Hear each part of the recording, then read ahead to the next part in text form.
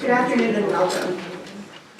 People are still kind of coming in, and it would be a shame to have even one of these comfortable seats go to waste. So we'll, as people find a place to perch, we'll go ahead and get started. My name is Cindy Shepard, and I met some of you at a much happier occasion a few years ago when Scott and Nancy were married. The fact that Scott has so many friends to share occasions both joyful and sad speaks volumes about him, and I want to thank you all sincerely for being here. Your presence means more than you can know. On behalf of his family, I thank you for being here this afternoon, and will remind you that you're invited to come across the hall and around after the service, where there are things for us to eat and drink, and a time to continue to share memories and stories and be with one another. Friends, we are here today because we want to pay our respects and honor the truly unique and remarkable life of Professor Scott White. And we are here to support his family and one another as we mourn and grieve his loss.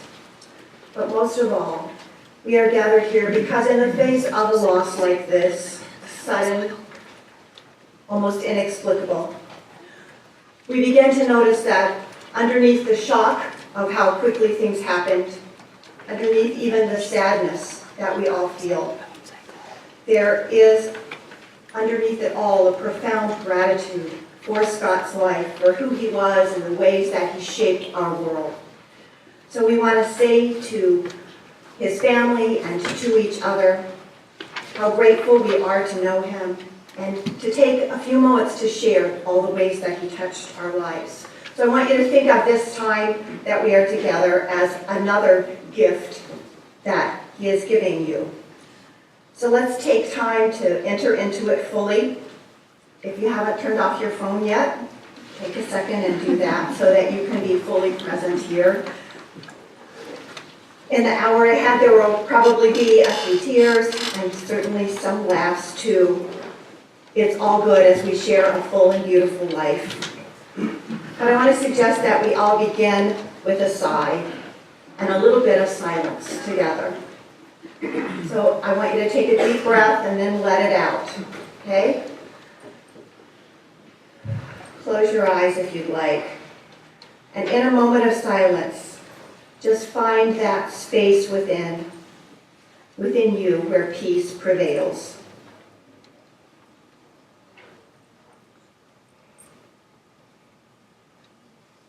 Another breath,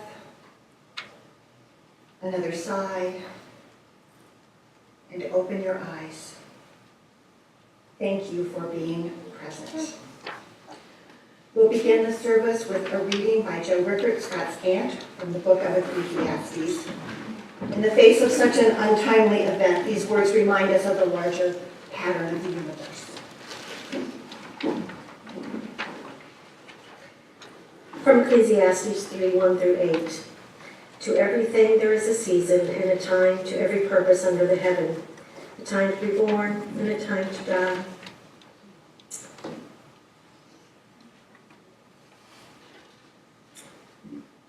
Time to plant, and a time to pluck up that which is planted.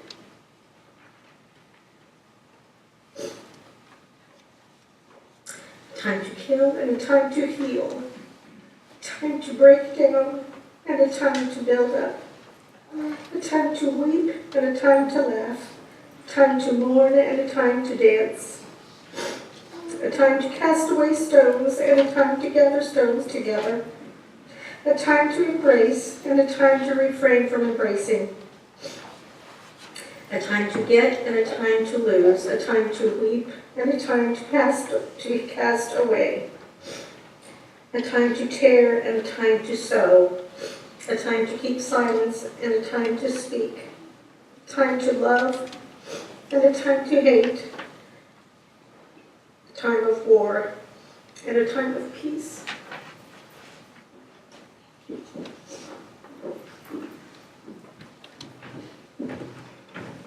Our next speaker is Nancy's father, Nicholas Sotos, who's going to share a piece titled "A Limb Has Fallen."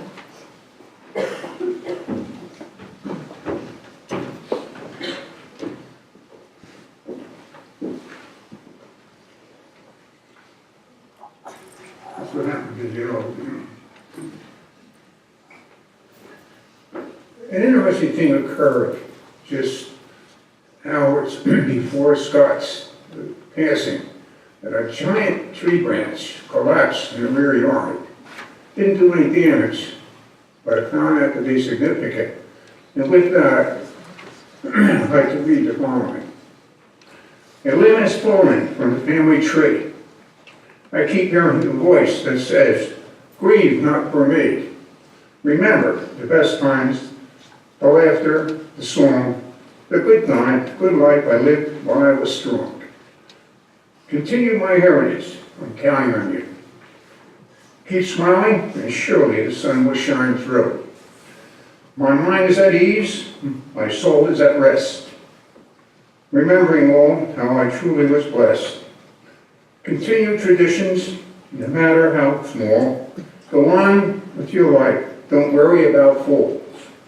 I miss you all dearly, so keep up your chin, until the day comes, we're together again. God bless Scott. He's a good guy, a good engineer.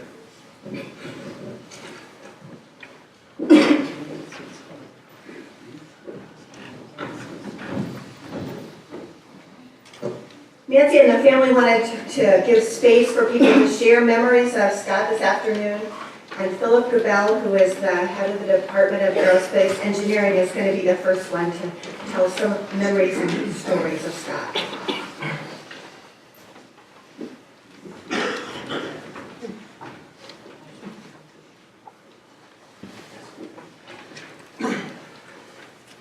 Good afternoon. When I arrived at Illinois in January '95, on my very first day at the office, like many new assistant professors, I was quite lost, not really knowing how to start my academic career. I happened to meet Scott in the hallway on the third floor of Talbot. I must have looked really lost because right then and there he invited me to join him and Chuck Tucker on a proposal to the National Science Foundation. The project was on the development of residual stresses in composite materials. Chuck, you might remember this. They surely did not need me.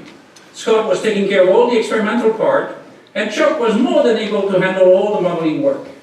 But Scott felt it was his job to help a young faculty member, and he simply invited me to put my name on the proposal. All I had to do was to give him my 2-page bio, and my current and pending support, which was basically non-existent. I often use this episode for prospective faculty members to illustrate the Illinois way, the way we work together on this campus. But it is clear that Scott went the extra mile on the day. Well, that proposal was funded, and we started a collaboration of 23 years that has shaped my career. And more importantly, it started a friendship that has shaped my life here in Champaign and makes this day particularly difficult. Those of you who have had the chance to work with Scott know how energetic and creative he was. I could spend a lot of time detailing all his professional accomplishments, and that might take way too long. Let me simply say that from the time he joined our campus in 1990, Scott built, through his vision, creativity, and energy, the world top research group in multifunctional composite materials. He led the group that proposed, and more importantly demonstrated, the concept of self-healing materials, of batteries that shut down autonomously when overheating, of self-repairing electronics, of microvascular composites, and more recently of a completely new way to make composites materials that use a fraction of energy and time used by current methods. His colleague and friend Jeff Moore said it so well when he introduced Scott as he was inducted as Willett Professor of Engineering. In his research, Scott has absolutely no fear. It was so true. While many of us sometimes feel reluctant to enter a new field of research, Scott would embrace it. I still remember how he started to work on batteries. He had never worked in this area. He knew nothing about it. So he simply asked one of his students, Marta Beginska, to open one of them to see what was in there. That's how they started to work together. And by the time she completed her PhD, Marta has done some very nice contribution to the field and is now very successful at work. Marta is just an example of the many success stories that Scott has had with his students. Beyond his many scholarly contributions, beyond the companies he co-funded, Beyond the papers, the citation, the H-index, and the patents, I am absolutely convinced that Scott would agree with me that his most important legacy are his students. He was not an easy mentor, but he had a truly remarkable relationship with the students who worked in his group and called him Bossman White. It is not surprising that he's probably the only faculty member on his campus who received the campus awards for excellence in both graduate and undergraduate research mentoring. It is also not surprising that many of his former students came back to Champaign from all over the country and sometimes from abroad to attend the yearly picnic of the White and Soros group and to be here today. Thank you all for being here. I know that your presence here means a lot to Nancy and to the rest of Scott's family. Scott was very proud of the accomplishments of his students. A few weeks ago, although he was quite sick, Scott was able to take part in the campus hooding ceremony, where he got to hood 3 of his PhD students. I know how glad he was that he got to do this one more time. An even bigger source of pride for Scott are undoubtedly his children. You should have heard him talk about how proud he was of Amy's professional successes.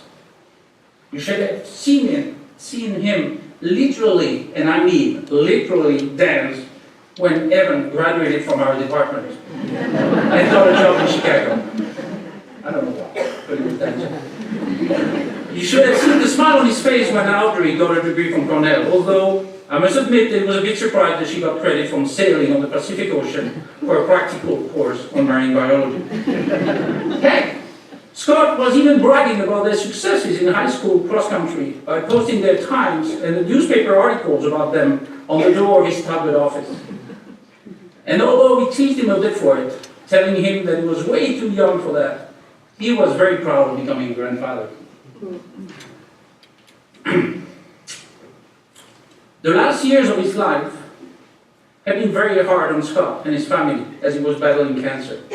The dedication that he displayed for the department, for his students, for the MS group while battling the disease was truly amazing.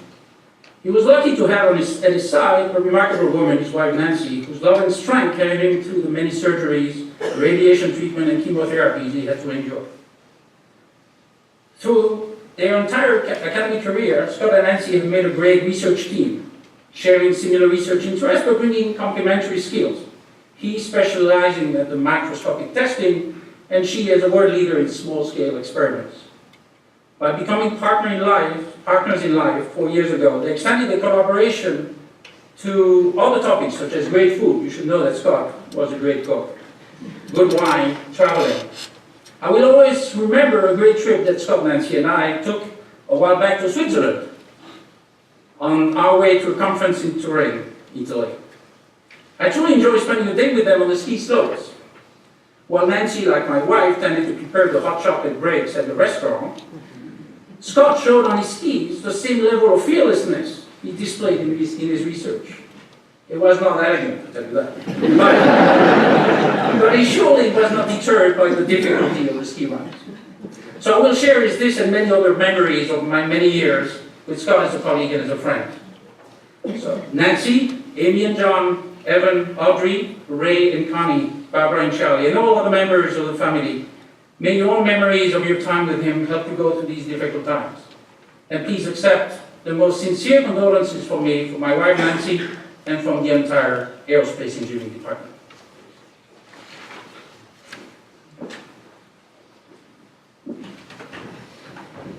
Thank you. Scott Fox is a longtime friend of Scott's, and Steve Fox. Now I've gotten one name wrong, I'm going to get all the names wrong. Steve Fox is a longtime friend of Scott's and was the best man at his wedding. He's going to come up and share his memories.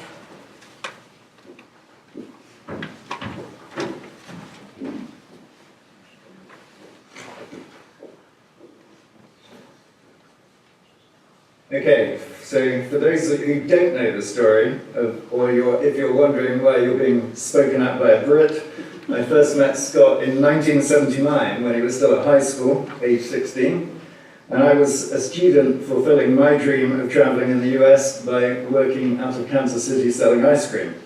I did subsequently travel a bit more than that, but So my ice cream route took me through Harrisonville, and one day I saw a very unusual sight, a Morris Minor on what turned out to be Ray's Drive. A Morris Minor, for those who don't know, is a classic 1950s British car, and needless to say, they're very rare in the US, and I actually owned one back in the UK. As a result of that car, I struck up a conversation with Ray and Connie and Scott, and that was the start of a rare friendship. Ray and Connie became my second parents, and Scott became the brother that I never had. And we remained close ever since, despite physical distance. And physical distance is something that was a lot harder to overcome back then than it was now. At one time, we actually used to send letters and even record cassette tapes. I think I have a cassette somewhere, so if anybody can find a cassette player, we can play it. I always looked up to Scott. He was a star athlete and a star academic. I could only ever manage half of that combination. He had or developed many other skills, including playing guitar, being a wine expert, and an excellent cook, as Philippa said, and as well as, by all accounts, a very tough but inspiring teacher. Scott and I had a lot of interest in common: space travel, engineering, technology, architecture, politics, making the world a better place, and of course cars. Although we sometimes went months or even years without seeing each other, when we got together it was always as if we had just talked the day before.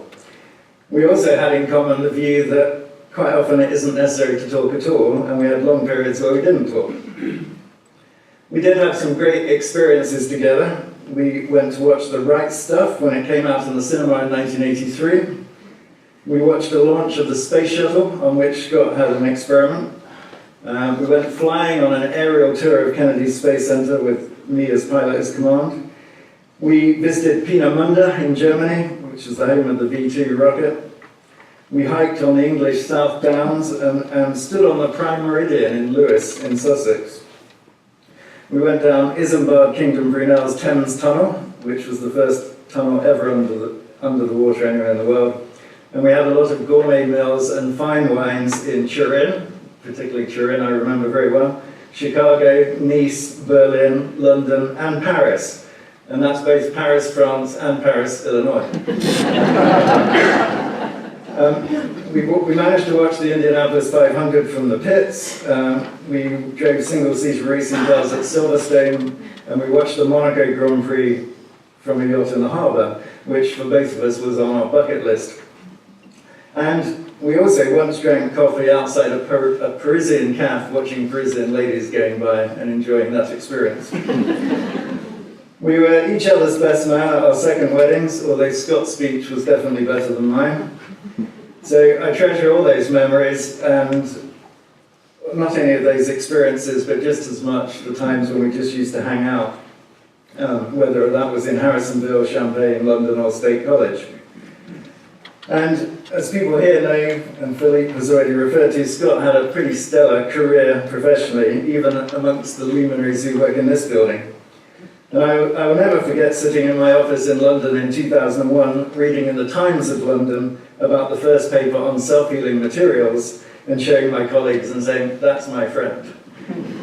So just a few weeks ago, I was lucky enough to be here when the team published this new paper in Nature about this new technology, which was fairly amazing. Unfortunately, I'm quite involved in kind of commercializing technology. As a fact of life, it usually takes 25 years or more to commercialize really novel technologies.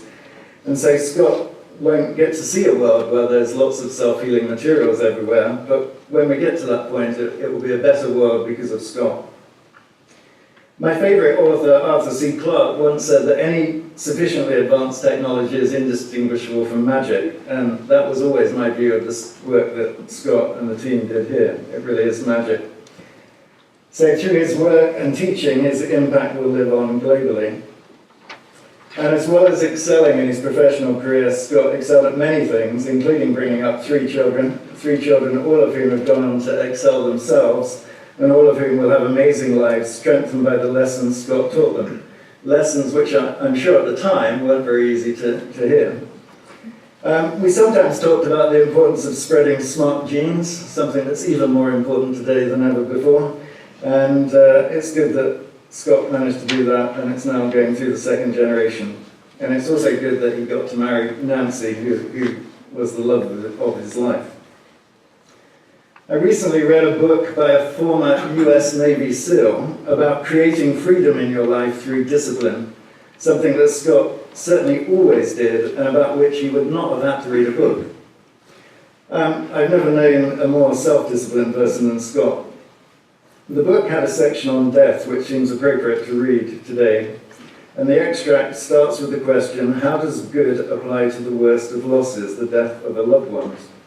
It goes on, it is easy to think there is nothing good in death, but then I remember the people I've lost throughout my life, the memories of them, the experiences, the fun, their unique personalities and everything they gave me. Not only in their life, but in their death. What their life taught me and what their death taught me, the mark they have left on me. And I realized there is good, even in death there is good. First of all, I was lucky enough to have had that person in my life, even if it was only for a short time, too short a time, at least I got that. Those precious moments, those unforgettable memories, at least I got those and got to experience those times, to know the beauty of their personality, their attitude and their outlook on the world. They were all unique, and I'm thankful for the opportunity I had to interact with them. Now comes death. Death is horrible, and death is wretched, and death is cruel, and death isn't fair. And I don't know why the best people seem to be taken from us first.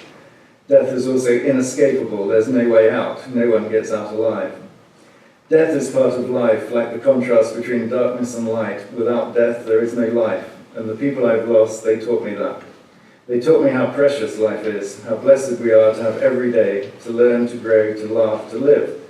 To live every day with purpose and passion, to wake up in the morning and be thankful for that morning, thankful for that opportunity to go into the world and live. Live for them, for those that don't have the opportunity, for those that were stolen away by death's cruel hand. For them I will live, I will revere their memory, and I will live. So let us cry no more, let us mourn no more, let us remember, but let us not dwell. Instead, let us laugh and love, and let us embrace and venerate everything that is life and every opportunity it gives us. Let us live for those who live no more. Let us live to honor them. I will spend the rest of my life appreciating how good it was that I knew Scott and how through a bizarre sequence of events we became the best of friends. I will never forget him, and I'll try every day to live my life to the full to honor him, and I would ask you all to do the same. Thank you.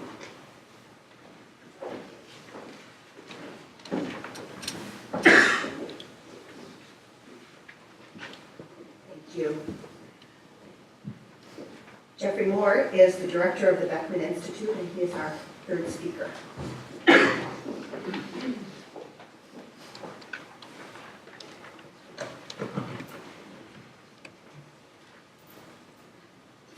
All right, the Scott White I know would want us to be celebrating today and have a really enjoyable time. So I hope that we have great memories to share with one another and a really enjoyable time this afternoon, because that's the way that Scott would want it.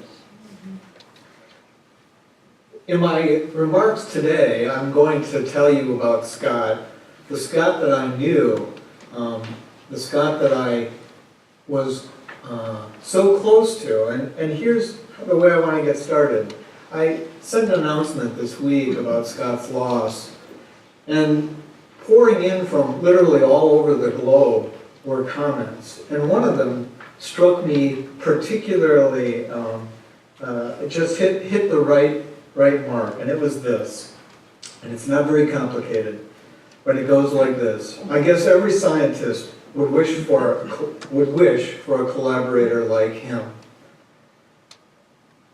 I think that the reason that struck me so close is because when you unpack that sentence, what you really understand is that everybody would want a collaborator like Scott White. But it wasn't exactly probably what the person who wrote that to me might have thought.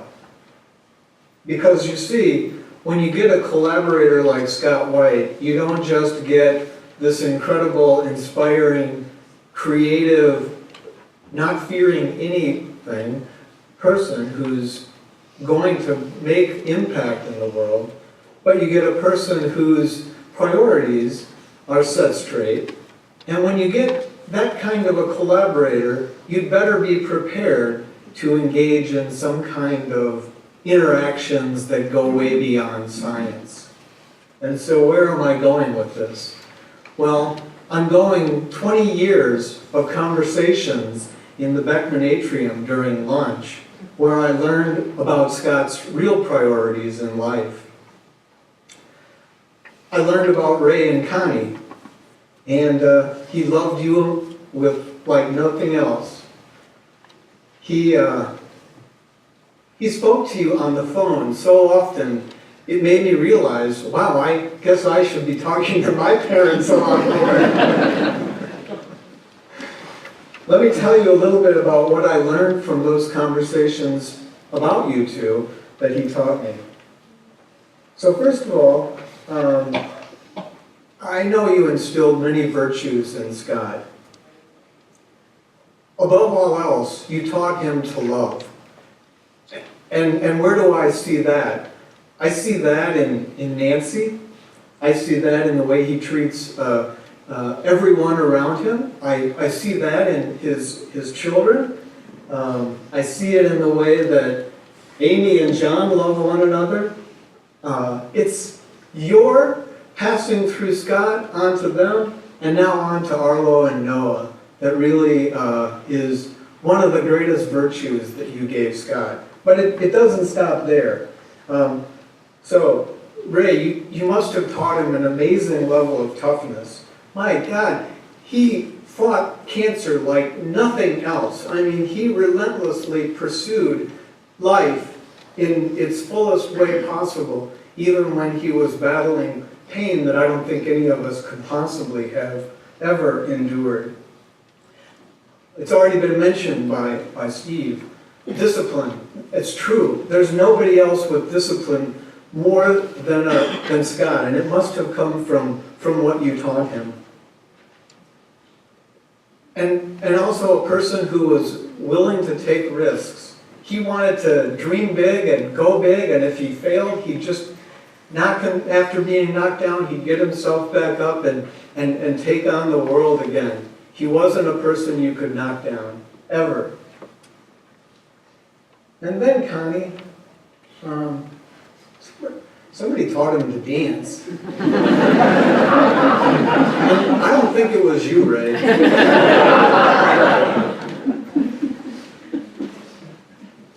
Okay, well, those conversations continued, and I learned about every one of his kids. So let me tell you about what I learned about you. You may not like it, but I'm going to tell you that it was really valuable. Really valuable learning for me. So Amy, I cannot tell you how it was getting old listening to Scott planning another session of how can I get rid of Amy's boyfriend? That conversation dragged on forever. A few years later, the tables were turned. And I was the one, right, Lexi? I was the one who was going to Scott for the advice on how can I get my daughter to get rid of her current boyfriend. So my wife, Leanne, isn't an easy person to win over from an academic scientist. She's been skeptical and around us way too long to realize that we should all be keeping our distance from those academicians. But as soon as I started having these conversations with Scott about my daughter, this gained new respect in Leanne's eyes for Scott, and I think that friendship and bonding grew ever since then. So, Amy, that's really what our conversations centered around you. But then you met John, and I will tell you that, man. The tables absolutely turned in a very positive way. A runner, a professional, mature. John's arrival brought Scott to dance. So one of the many times when I saw Scott dance was when, he told me that Amy and John are going to get married. That was pretty amazing. And then, Amy, there's many conversations about a father who was deeply concerned about the health of his daughter.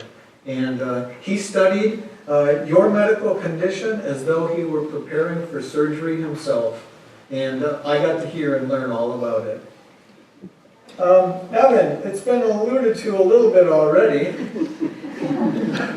but I cannot tell you how during your freshman year and maybe even a few years thereafter, Scott was trying to strategize, how can I turn Evan into a real student?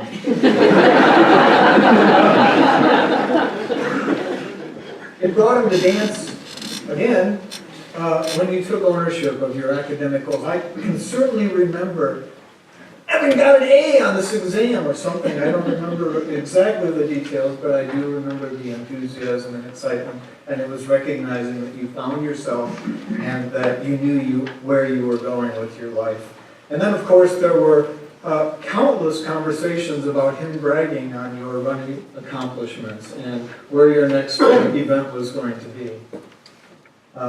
Audrey, the same was true for you.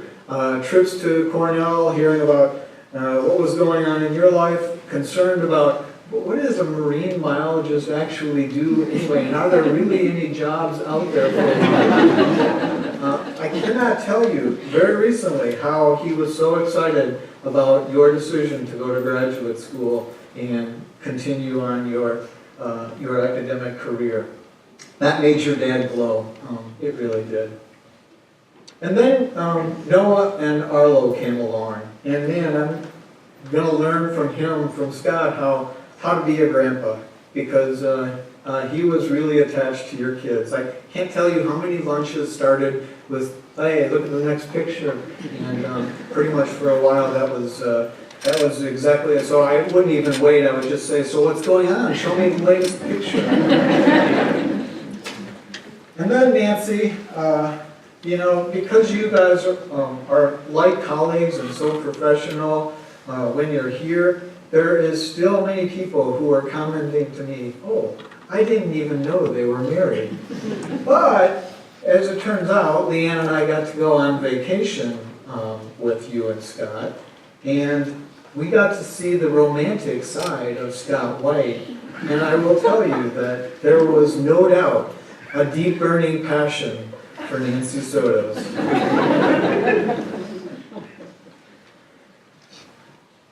Yes, you made him dance, Nancy.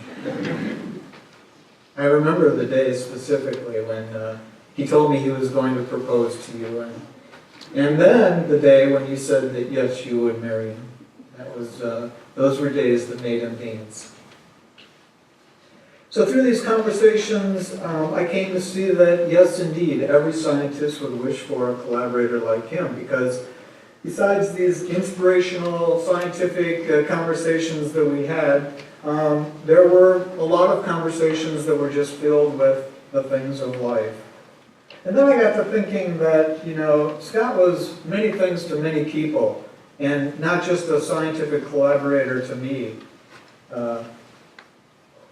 I think the sentence applies by taking out the words scientist and collaborator and replacing them with many things, and I filled them in with some. Every married couple, Nancy, would wish for a husband like him. Every grandson, Arlo and Noah, would wish for a grandpa like him. Every son or daughter would wish for a dad like him. Every parent would wish for a son like him. And as Philippe has already said, every department head would wish for a faculty member like him. I'm not sure if Melanie Lutz is here, but I will just say that every administrator, VCR, would wish for a champion like him.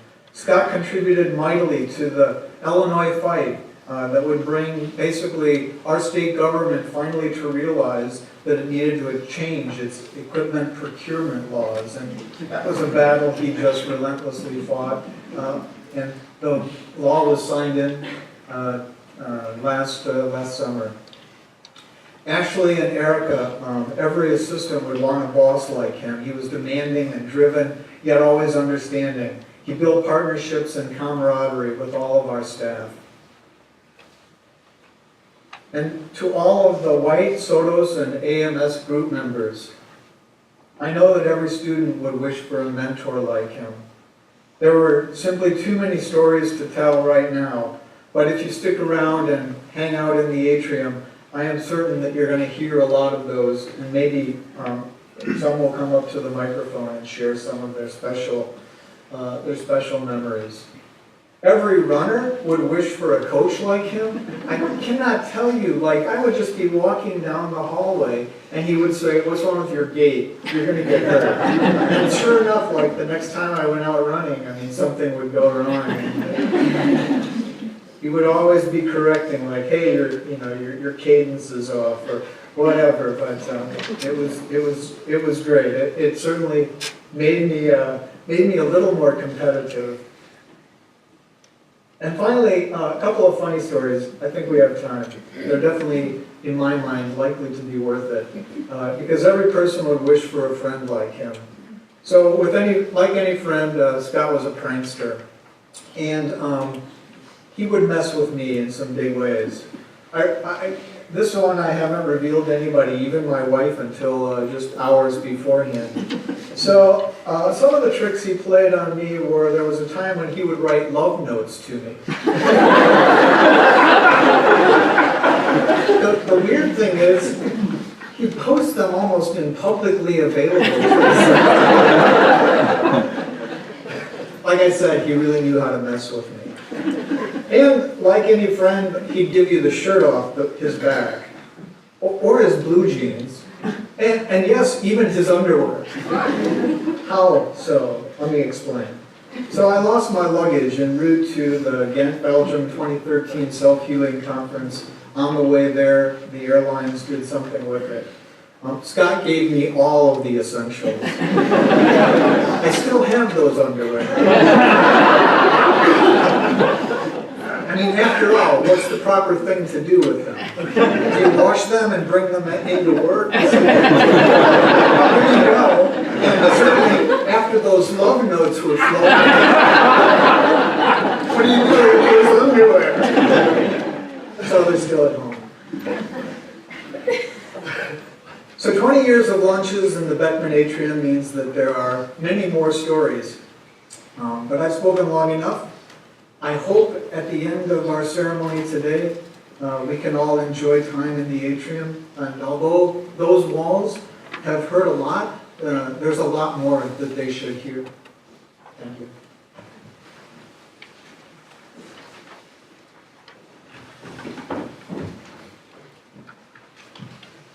The communication office has a brief video that we're going to share now. You can hear Scott's voice again.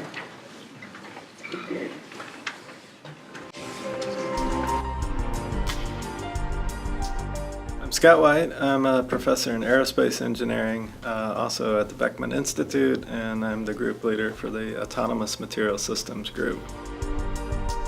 Our work cuts across the boundaries of chemistry, mechanics, engineering, material science, and a few others. And what's really exciting about what we do is that it spans the entire gamut from really fundamental science, new science that's being created, for example, in mechanochemical systems. These are materials that are not out there yet, and we're synthetically designing molecules that will be sensitive to mechanical force. But at the same time, in the same laboratory, we're doing application-specific demonstration of self-healing systems and composite materials that are used for aircraft structures. And to see the link from the basic science going all the way through that entire spectrum to really applied work happening simultaneously with students side by side is really fundamentally exciting. And as an engineer, I mean, there's nothing better than seeing your work being applied and commercially relevant to industry. So that's particularly exciting about what we do.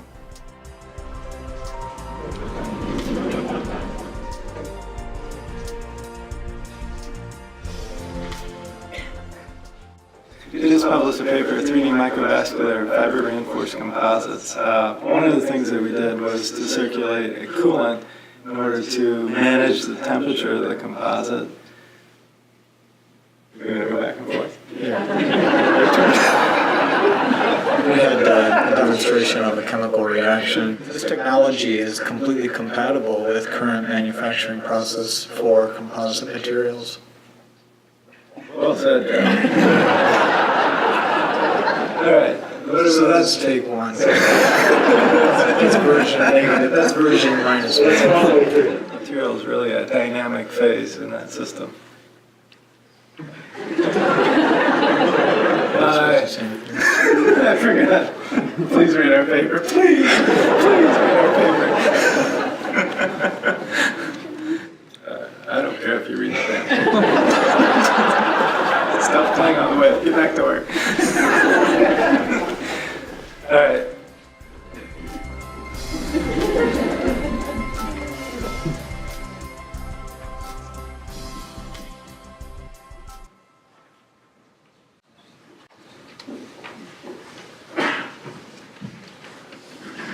Professor Scott White has been such an important part of so many of your lives, and if you would like to share a memory or a brief story about your time with him, now's the time to do that. I invite you to come forward and take the mic.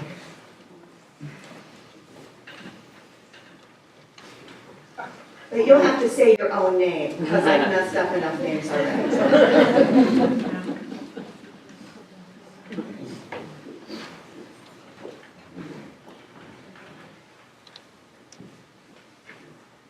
My name is Jason Patrick, and this is by far the hardest talk I've had to give in a decade of working with Scott and the AMS group here at Beckman.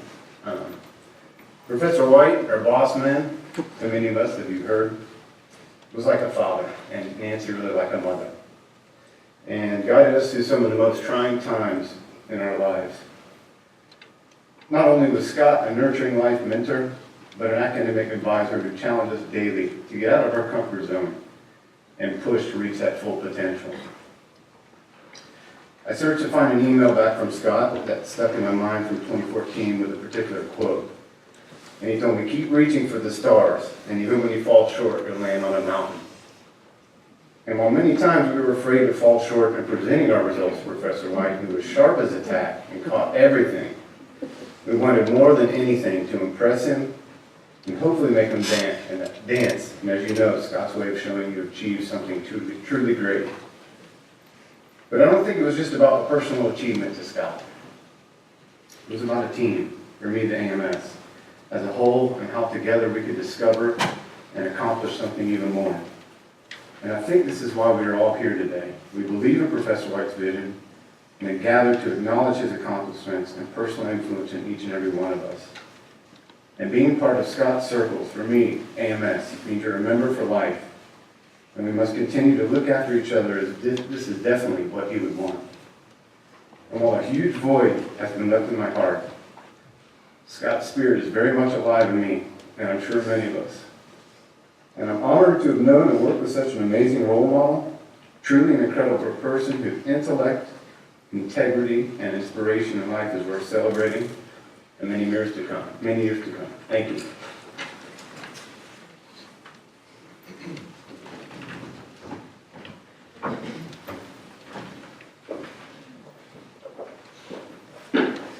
So I'm Eric Brown. I was an undergraduate student and graduate student that worked with Nancy and Scott. I first arrived on campus here about a quarter century ago, and a couple of years after getting here, started doing undergraduate research with them, went off to industry, and came back when they had this crazy idea of self-healing research as something for me to work on in graduate school. And I can share a lot of stories with you of finishing exams and Scott deciding my jeans had too many holes and solving it with a stapler and tape. Or I could share stories of the 4 professors and the 4 students editing in iteration after iteration to prepare something to go into Nature for that first Nature paper.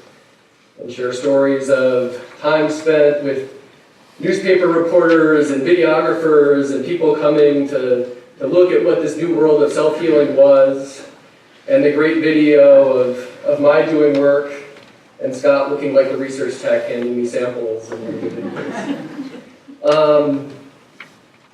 And the memories that came back, about a year ago I was off visiting Mike Kessler at his university at the time, and came back home to New Mexico, where we now live, with a little bit of the smell of DCPD on me, and heard endlessly about that from my wife, who I met while I was here at the University of Illinois.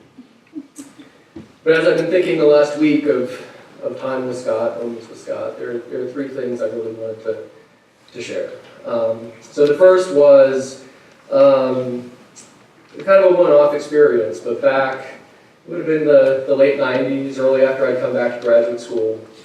I was walking through the hallway and overheard Scott make a comment of, he needed some childcare. And he wasn't asking and he wasn't looking for someone to do it, but I happened to overhear it and said, I've got no plans this Saturday. If you need me to come over for a few hours, I'd be happy to do it.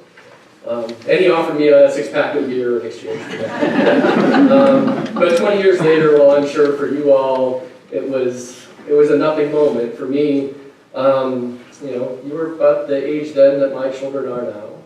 And I have to say, at least in my memory, you were all incredibly well behaved, and I hope my children are equally well behaved when they get here. I must admit I don't babysit much in my life, so it stuck in my mind. But out of that, his love for you, the importance he put in his family came across, and almost every time since then, I left campus to pursue my own career in 2003, and he always brought up stories of the things you were doing, things in your life, how proud he was of you, and how much he loved you. And as a parent, that always, before I was a parent and now as a parent, had a very deep impact on me in how I pursue my life and what I try to do. And just know that while you were all very special to him, there's a network of people, many of whom in the room, who have come from all over the world to celebrate his life and love him and love you. And if you ever need anything, there are people there for you. The second thing I want to share is, so one thing that was interesting in getting to be one of the few, if not the only student that was with Nancy as an assistant associate and full professor, is I got to see her career evolve.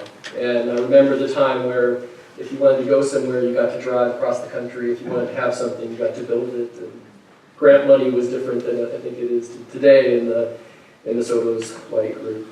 But I got to go around to various conferences, and she was very good at getting me there. And early on in the self-healing days, there was some friction with another researcher, and I was going to an SEM conference, and many of us are going to the SEM conference from here this week. And it was in Milwaukee, and for whatever reason, it was the first time I went to a conference without a professor with me. And so there was this other professor, there was some friction at the end of my talk. The professor got up and was very not positive about the talk I'd given and the work that we were doing and where it was going. And I remember coming back and talking to Scott about it. And to paraphrase, he effectively said, if no one ever challenges you in what you're doing or criticizes you for what you're probably doing the wrong thing, and take it as a compliment that you're on the right path and challenging things. And that has fed back into many aspects of my life, and whenever things seem hard and challenging, I always remember that. And then the third thing was, so I did a lot of my research in this building, and as I was finishing up, you spend all this time getting your degree, and at the end, well, it's many of the best years of your life, and I still look back at it as such. And Nancy, the time with you and Scott here, has profoundly impacted my life.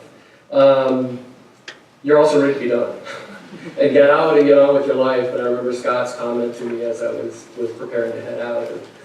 As an academic, you have it wrong.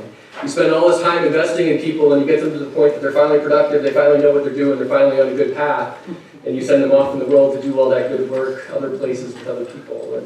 And to a certain degree, that's true, but he never really let go of people. And the 15 years since I left here, he was always in touch, always in contact, always sharing his support and membership and love. And I'm immensely grateful to both the time that I had with him and Nancy, the time I had with both.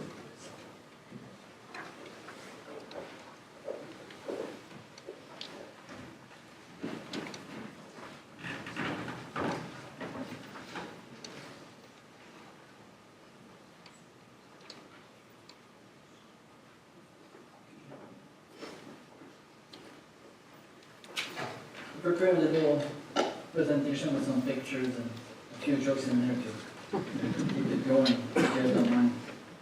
So my name is Daniel Thériault, so I'll try to do it the French-Canadian way. So I have a few pictures to show of my journey with Scott. You'll see the same thing will come back, but with a different flavor and a different accent.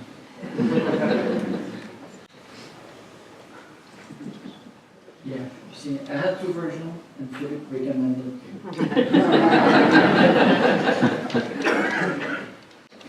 So that's what so that's me. Back in 1999, so I was a PhD student with Scott. So I was the sixth, I think, of the PhD student to graduate with him. So as the young kids say, I was part of the Generation 1, and then followed us to Generation 2. We're almost like the Marvel superheroes in this team. So Scott was very important. So it was the reason why I came to Illinois and why I did a PhD. At first, I wasn't even sure. So with him, I worked on two projects. A composite bridge project, a picture of me in his top-dot basement.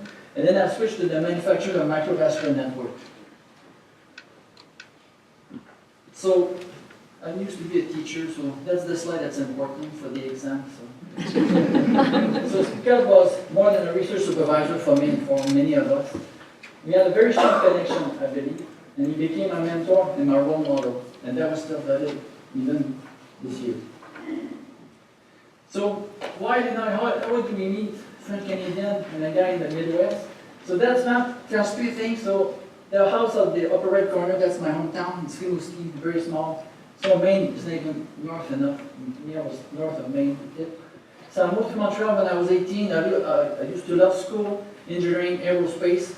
So I studied there, and when I was done, I still liked school, and I said, well, now I'll try research. Maybe I would like to do a PhD. So I applied to a bunch of schools in the Northeast.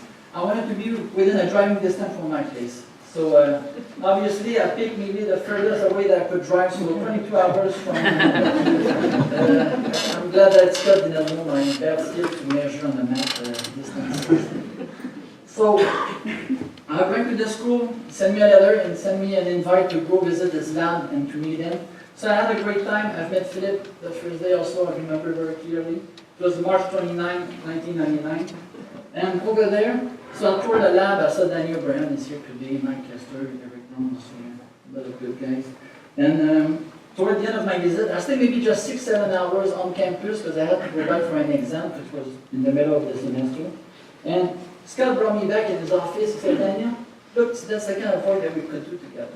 So let me read this. So I knew that I wanted to go in aerospace. And it's an abstract, as me as a co-author. He probably wrote this during his lunch break. So it goes like this. Represent the greatest single achievement in research known to man. A completely new class of material that achieves the desired performance based on human input. Simply tell the material what to do, what you want it to do, and success is assured. You will be accepting our Nobel Prize. So I just met the guy and he gave me this, and yeah, boss. So I accepted to go. A lot of people kept this a secret in my office. I still had it in Montreal. I showed it to him. That's what it is. So I joined the team, so he scribbled in a sheet of paper. So that was his team back in 1999. So you see there were two themes, composite processing and smart material. So I started on the bridge project on the left, and then I got a scholarship, and he said, oh, why don't you work on the microvascular network? There's no funding yet, but I'm sure it's promising. So I got my scholarship, I was a free agent. He convinced me to go work on microvascular network. And so I moved to the other side, and I joined the self-healing research team. So back in 2001, it looked like this.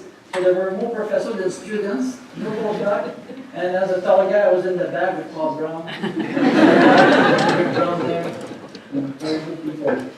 So that secret abstract, I showed it again to Scott back in 2011, so close to 12 years later, and that's why he wrote to me as an email. So the attachment is hilarious. I don't remember using that on you.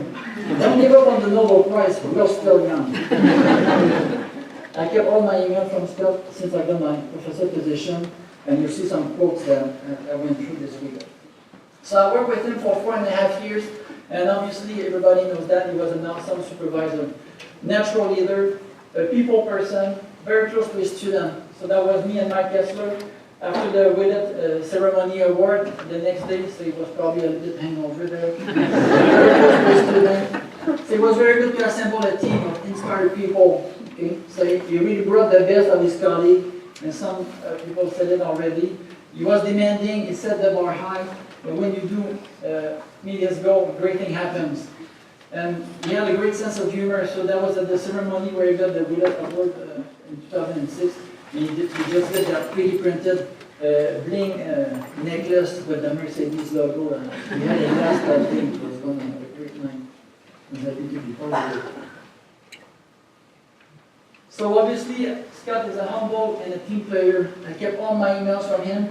And throughout all these awards, I was in Montreal following his career, and every time I would write to him, congrats man, you're doing great. And that's the kind of stuff they would put to me. So the first one is after the Willett Award in 2006. So it was regarding grad student. I will read the second sentence. So it's because of your hard work and contribution that such honor has come on my way. I really appreciate everything you have been able to accomplish together over the years. And I was a speaker there for the ceremony. I was representing all the grad students he had at that moment. And he said, I really appreciate you coming back for this and agreeing to speak. It's the best possible reward for me. You see, he's a people person. So a few years later, he got a big paper out in science. I knew it was one of his big goals. And I said, congrats. He replied to me, thanks. It was a long-term goal, but we made it in the end. You see that we always the team. And more recently, he got that Eminent Faculty Award. And I said, good job, guys, out there in Illinois. And he replied to me, I reap the benefits of working with people like you over my career. You see, always the team. Team player. And I was lucky that we stayed close, even after graduation. So I invited him to my wedding in Montreal back in 2004. So you see him in the picture there. And you can also see the tip of it on Mike Bragg. Mike Bragg was the supervisor of my wife. Probably back there. So we had a great time. And my parents, they were so ecstatic that Scott White would come to my wedding. You know why? Because my parents, my mom, she can barely speak English, but they came several times on campus for award ceremonies and all that stuff. And Scott and my mom, they were having a lot of fun, so I was always translating this joke all the time. And one of the jokes I kept is here, it was in my email. So when I found out he was coming to my wedding, so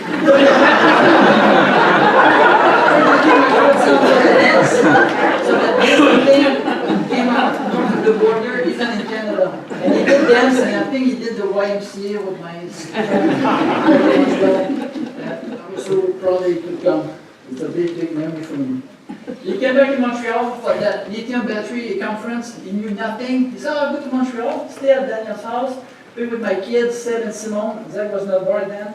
And his goal was to go to the conference, sit through the talk, and learn about batteries. So that's what I was there at that time. And he came to my lab in Montreal, and I was so proud that he could see what I was trying to build back in Canada. So he had a very strong presence throughout my professional career. I'm almost done, by the way. So his passion and work ethic, as you can see, a genuine impact on me. So since I got a professor position, I was 28, I had no postdoc, nothing. I had to contact him on many occasions for advice. And at the beginning, I have to say it was tough. For the first 2 years of my career, I thought about quitting to be a professor. And he was always supportive and helped me to reach my full potential. Okay? 3 highlights of my career. I got the award from him in 2010. I gave a talk at the GRC in 2016. He invited me. It was a big deal for my lab. And maybe the best, it was in Denmark, 2015. I had the honor to introduce him to do a talk, and he did something right to be able to have that opportunity. Sorry about that. Almost done. So that's the second to last one. So above all, I admire his perseverance at work and in life. And here, that document there on the left, I still have it in Montreal. It's the CAM Center. Scott White and his team back in 2001, 2002, they worked so hard to create an NSF center. It was a center called Center for Autonomic Material System. And he just found out before Christmas, it was rejected. So when I came back after the holidays, I sat with him one-on-one in his office, and Scott said, man, Daniel, it was a hard hit, but you know, I believe that work is good, and it's going to get funded at some point. And it did. A few years later, it got transformed to a MURI program, and it was a huge success, and they worked on this for many, many years. And I like to see the first word of the title there, Microvascular Network, and that's the kind of stuff I did with him. And in life, but there's no surprises. The last few years were very tough. He was always smiling. There was my family at the barbecue in 2016, where I brought all the kids because I wanted them to meet them. That's a big, big quote for me. He wrote that to me whenever I had a tough time to start a career. I'm sorry I cannot read it, but it's an awesome quote. Okay. And just to finish, when I put a note, please. So now that my mentor is gone for way too soon, I believe it's up to us and up to me to become the mentor and try to teach everything they tell us and give the values so his legacy can live on. So I hope you enjoy my talk. Thank you.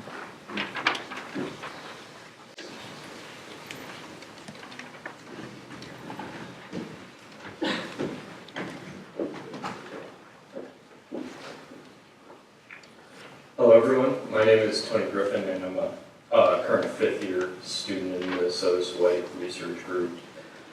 So Professor White first adopted me into the AMS family when I was a sophomore, only 20 years old. When I joined the group working under Hanghua Jin, I knew very little about the world, except that I didn't want to go to graduate school. In fact, probably the only reason I worked with the group back then was because of the practical potential for the self-healing microcapsule technology. Plus, I got to tell girls at the bars that I made self-healing materials, which was a terribly nerdy pickup line looking back. Yet, after a year in the group, I started to glimpse Professor White's vision. We weren't just fiddling around with some niche projects that would stay tucked away in the labs for decades. We were changing the world. That is what Professor White's vision was. He wasn't satisfied just making incremental steps, publishing papers, writing patents. He wanted to usher in a new era, the era of autonomous materials. He wanted the vision to spread and permeate into industries and minds across the world. I would say he succeeded. I would say his success is only beginning. Professor White's work is not over. It will continue through all of us here, whether in academia, industry, running, or our everyday lives. In all honesty, I was going through a very hard time in my life when I started working with Professor White. I didn't see much for my own future at the time. I was very sick. I was going into and out of the hospital a lot.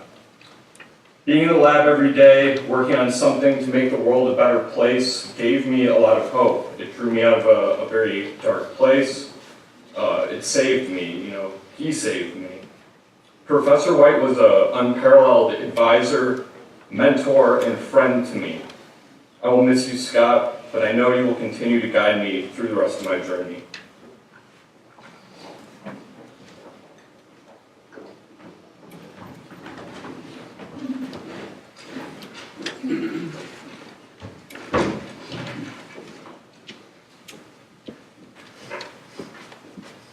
Professor Sotos, on behalf of the entire AMI team, Magnus and I want to express our condolences on the loss of your best friend.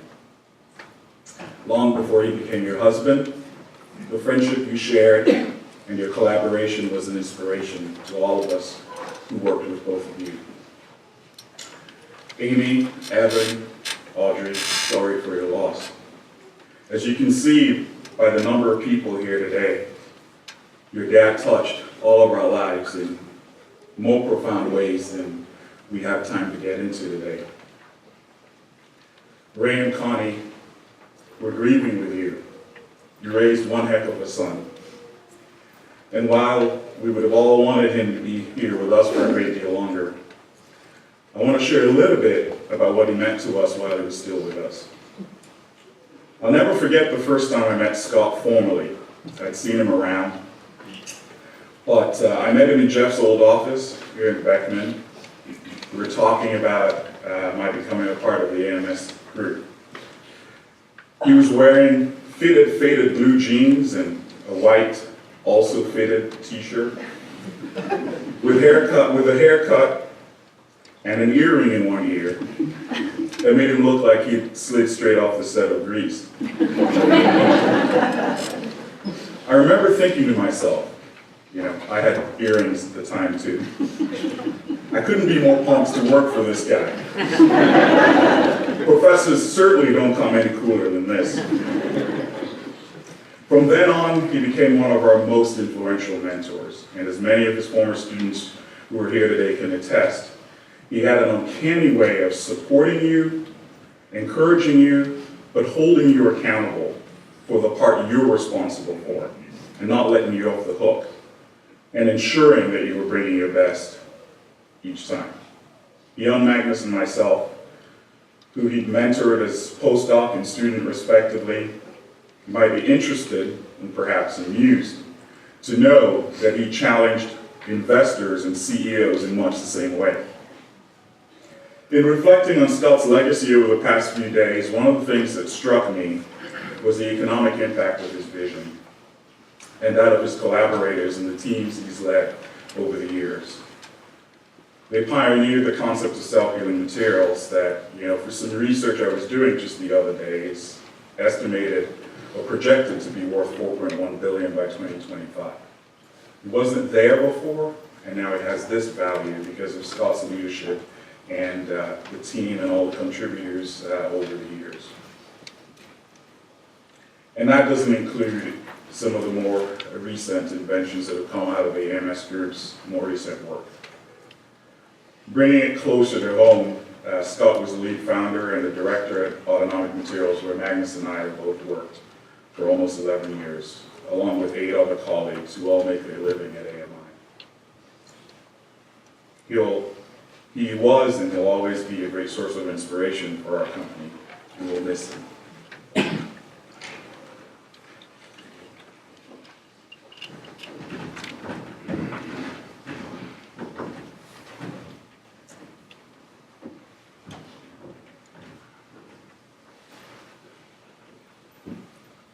I'm Justin Berman. I was going to call myself Generation 1, but Daniel did. So that makes me patient 0. I was one of the first 3 students of life. So I will automatically start by saying 5 to 7. That's how many minutes this will be. So it's not going to be very long. One, I didn't know Nancy and Scott were married. So that, yeah, I can relate to that comment that came out. I did know recently, but, you know, I didn't really know. Also, my daughter, Audrey, wants to become a marine biologist, and I'm scared to death. So I need to have some additional discussions, clearly, to understand where that career goes.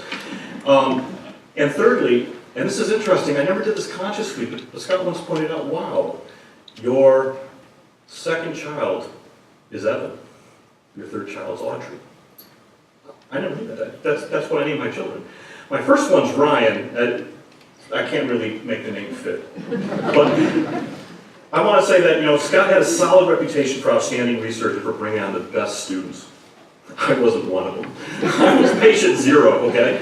So Scott was starting his career in 1990. I was getting my bachelor's degree at that time, and I worked for him a little bit. I mean, he hadn't established his international reputation, and I hear all of the stuff about AMS, but it didn't exist by the time I was gone, so I didn't know enough about that. I learned about it, of course, a lot later. When I worked for him as an undergraduate, and then he finally asked me, do you want to get your master's? I said, oh, sure. So I started to work with him. I was actually the first student under him to get a master's degree. And I was the first student to get a master's and a PhD. And most everybody knows that because I was there a long time. Some things stand out. I struggled with some of the concepts, but I dare say probably motivation was the biggest one. And he took the time to often have me over to his place, and at the time, very young kids. He would take the time to spend time with me and to try to motivate me and to try to help me. Being a father, I can really appreciate how much that really meant, how much he took time to do that.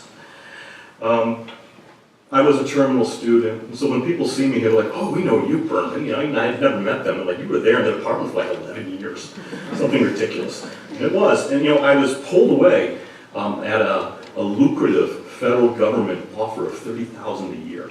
So I got that. That's 3 times what I was making. It was very fun. I felt bad though, because it was one of these things that I really did not contribute as much as many people could. And I wish I brought this and I changed what I was going to say. He once drew me a chart. He goes, "Justin, you got to understand." He goes, "Contributions is, on the vertical axis. Money that he pays is on the horizontal." And he drew a line straight off. And he goes, "You're right there at the 0. Contributions, but we don't pay you anything, so it's okay." So, so on my PhD defense in 2001, he passed it by me. He says, "Oh yeah, something else. I called your wife to ask her to come to your defense." I said, "What?" "I called your parents too."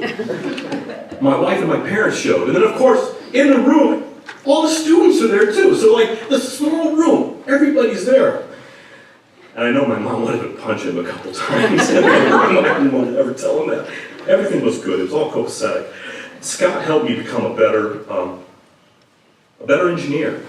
And I really cherished that moment. That meant a lot to me. But this is where the story diverges and where it's a little different. Years later, Laura and I had a child that was misdiagnosed with a burst and septic appendix. Was in the hospital for 6 months. And I've done very well in the government. I had risen through the ranks. And I brought my stuff to the hospital room, and I was working in there, and I was typing in. My son's very ill in the bed. And he was 10 at the time. And I just received word that one of my colleagues out at the location that I worked, and one of my mentors had passed away of cancer at my workplace. He also had worked with Scott. So, at about the same time that I found that out, my son brought me up he asked me to come to the bed, and he said he's not ready to die yet. Something in me snapped. And I let Scott know, and I said that this colleague of his was dying, and he sent me a really terse response. And I was kind of confused, but a few hours later he wrote, he goes, "You don't know." He says, "I'm sick." And I didn't know that. Well, with my son in the hospital, with a mentor passing and with a mentor being sick, and no one really knows this story other than my immediate family, that was it. I had enough data that told me right then and there, I have reached the point where family is more important than career. And everyone has taught me that. My dialogue with Scott changed quite a bit. I didn't get a chance to see him since 2008, but what we did get a chance to do was talk a lot over email. And it was about my family, or about his family. It was always about what they were doing, or how was I doing in the path that I took. And it wasn't because, wow, you had a PhD, you had it all. It was, you did the right thing for you. And that made a huge difference. He would share with me the choices he made and the path that he took. And I valued that. And it was then and there that I realized he didn't just make me a better engineer, he really made me a better human. And I guess I kind of would leave on this. So I live in Vermont now. It wasn't easy getting out here. Right outside of Dartmouth College, which is the home of Robert Frost, the poet. And this really made me think of The End to the Road Not Taken. one of Frost's famous poems. I shall be telling this with a sigh somewhere ages and ages hence. Two roads diverged in a wood, and I took the one less traveled by, and that has made all the difference. And I really want to thank Scott, because he helped me choose the right road for me. And that really has made a difference.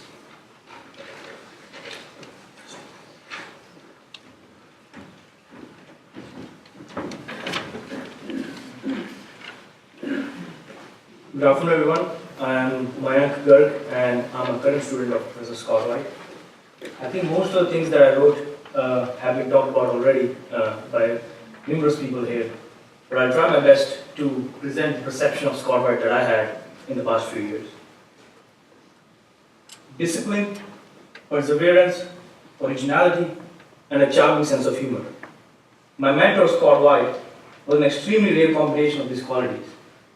As a brilliant researcher, a respected athlete, and an innovator even in the kitchen. I've had the luxury of knowing Scott for only 4 years, but he exemplified a personality I would strive for a lifetime.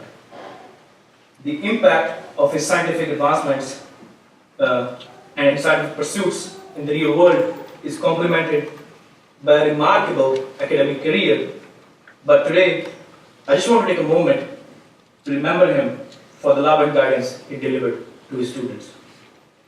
He cared deeply for each and every one of us, and whenever there was a chance, he would not shy away from a fight with the academic system if he thought his students were being treated unfairly.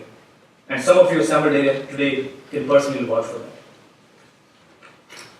Scott's sense of humor always stood out to me.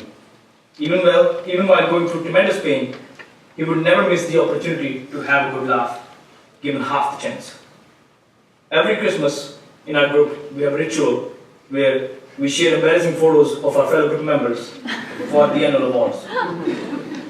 The titles and descriptions he would come up with would make us laugh for an entire year.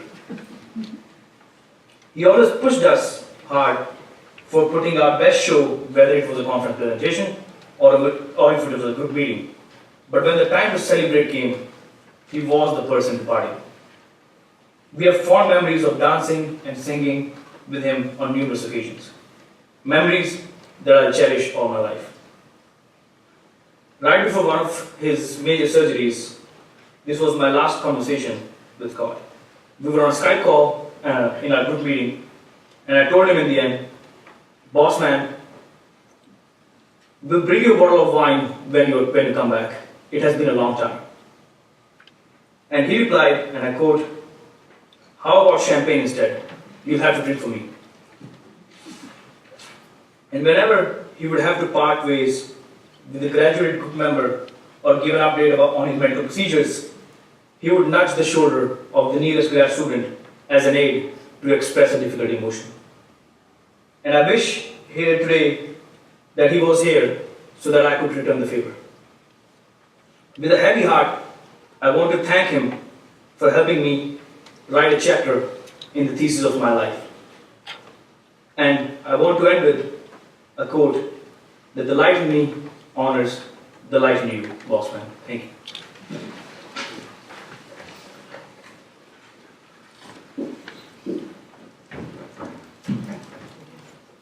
One more?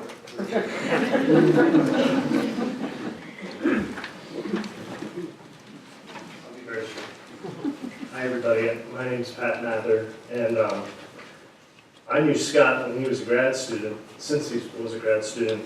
So I got to see him at Penn State as the superstar that he was to become. And I guess I was generation minus one because as a student in that lab, I followed his path. He spent many hours on the DSC and he was studying residual stresses even then. And I knew I wanted to be like him. He was mysterious to me in that he was married, he had a daughter, and he was a fantastic runner and polymer scientist. And I published my first paper with him, and it was just two students, no advisor. When I became a grad student at Santa Barbara, advisor passed away in my 3rd year. And so I found myself in a situation many of you are in now. And so I called him from Santa Barbara, and I said, what should I do? And he was very probing about my confidence. And he said, well, what is your plan with your research? And what he pulled out of me was how much I had grown already as an independent scientist that I didn't realize. I think the call was about 3 hours long. And I stuck it out when I got my PhD. And I really owe it to Scott. And I'll end with one story at a conference. I'm a runner and he's a runner, obviously, people know that. And we said, let's take a run. And I said, well, I'm good for about 5 miles. And he said, okay, I can deal with that. So he said where to meet him. I think it was in St. Louis, but I'm not sure. And I didn't know he was going to already be running when he got there. So I come to the corner, I was stretching, and here he comes down the sidewalk in a pretty peculiar running outfit. Sky blue shorts, very short, a yellow shirt, and then this belt that had, I think he had like 5 water bottles on it. And you could hear the water shaking. And so then we ran. He said, you're good for about 5. Yeah, I ran 5 miles with him. Pretty slow pace. And then he brought me back, and I thought he was going to stop, but then he kept going. And I don't know how much further he ran, but it's just an image I want to leave you with. He came to me and hung with me, and then he was off. Like all of you, I'm really going to miss him, but at key moments in my life, especially that moment I described about Santa Barbara, he made all the difference.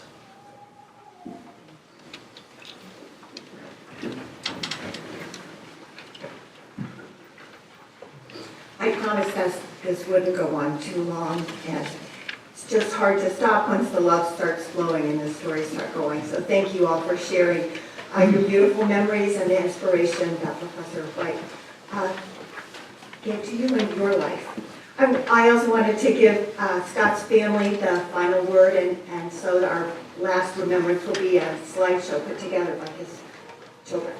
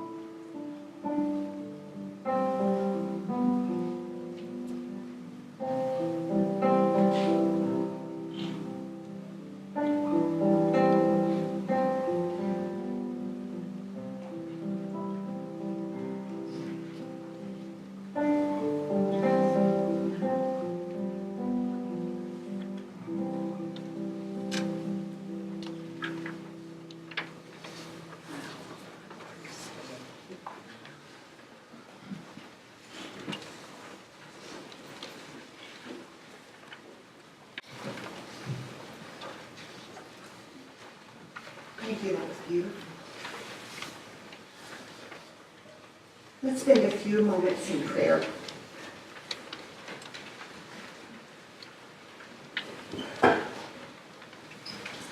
You who are our comfort in sorrow and our peace in dying, we gratefully gather in gratitude for the life that we share with all creatures, and especially for the lives that were touched by Scott White, whose time here among us was all too short. Yet there has been so much to celebrate in his years, and we thank you with words and ways that only hint of who he was and how we feel about him. We remember him as the heart of his loving family, devoted son of Ray and Connie, grandson of Barbara and Charlie. Devoted and proud father of Amy, Evan, and Audrey. So glad to welcome John to the family, even happier when Noah and Arlo came along. We remember him as the spouse and partner to his colleague and friend, Nancy. We thank you, God, for all that Scott did to make these family ties strong. And we are blessed to know that because of love, the bonds that bind Scott's family together will reach beyond death and into eternity. We thank you for his brilliant mind and his devotion to learning and to teaching. We thank you especially for his 28 years here at the University of Illinois doing really visionary research. We honor him for the discoveries and innovations he made and for bridging the academic and the industrial and commercial applications. We deeply appreciate his devotion and his brilliant talent for teaching and mentoring and collaborating with colleagues across disciplines. We thank you for the touch that he has had in each student's life. We know that all of us will remember him working as we remember him running, pushing himself to be better, pushing those around him to do their best, and loving every minute of it. We thank you for the way that he dealt with the challenge of living with cancer with courage and strength. And his steadfastness is an example to us all. And Lord, we are grateful that during his last illness, he was surrounded by the people who loved him and whom he loved. Though his life was not as long as many, was not as long as he hoped or we thought it should be, nevertheless, it was a very big life. His legacy is large, both personally and professionally. So God, we ask that you would look with tender mercy upon this gathering of family and friends. Strengthen Scott's family and friends as they adjust to life without him. Make their grieving full and healthy, and grant all the faith and hope that they will need to face the days ahead. In your holy name we pray. Amen. Now, singing is not usually part of a memorial service, but there is a special song that I am told many of you have sung with one another and with Scott in the past. So his current and former graduate students, where are you? Yes, all over, are going to lead us, accompanied by our able guitarist, Eric Swanson. Thank you so much for your gift today. If you are here and you don't know the words, don't worry, they're printed in the folder that you got as you walked in. So take me home, country road.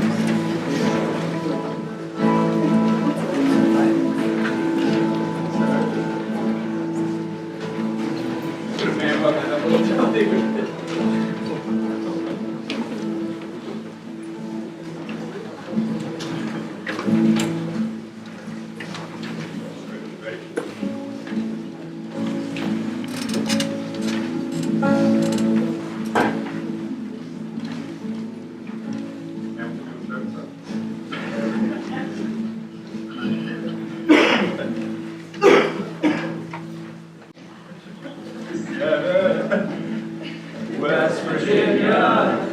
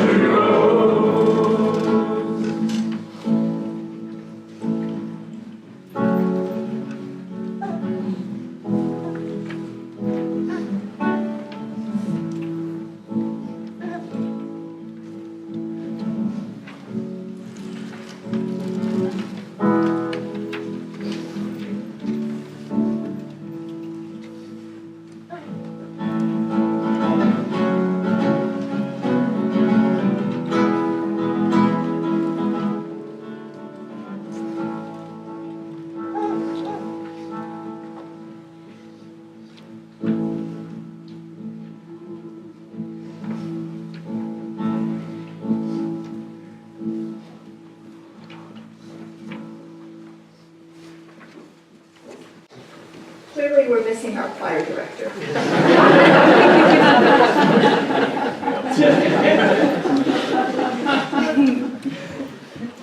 Before I release you, I want to invite you once again to please join people in the atrium where the celebration of life will continue. Friends, the links of life are broken, but the links of love and longing cannot break. Scott's life is bound up with ours forever. May eternity be his, may his repose be peace, and may his memory inspire each one of us to live each day to its fullest. Thank you for coming. Good night.